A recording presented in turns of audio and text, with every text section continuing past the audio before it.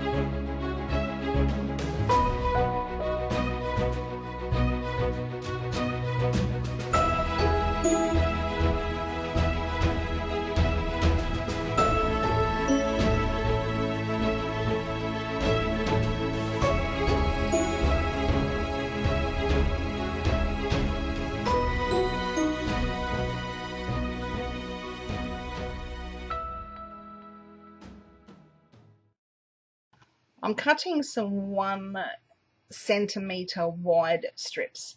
I'm cutting roughly 12 of those. I will use these strips as the decoration around the outside of the journal cover, as well as on the spine and the inner frame on the front of the cover.